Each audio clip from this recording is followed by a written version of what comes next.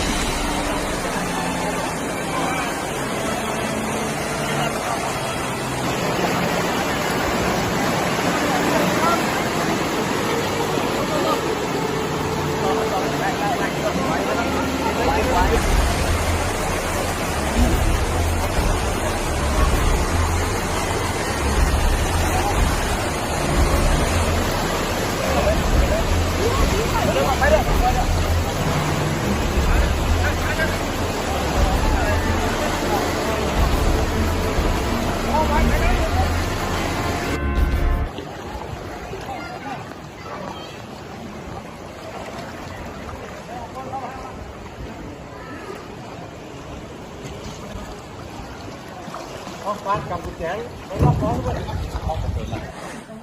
ครับ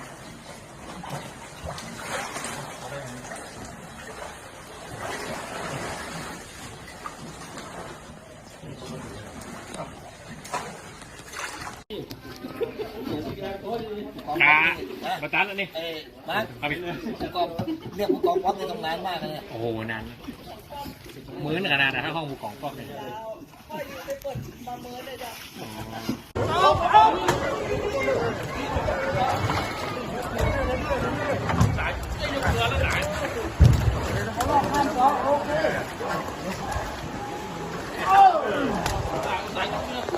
เข้าไปเลยเจ้าของอยู่ไหนบอกผมใหญ่ดิ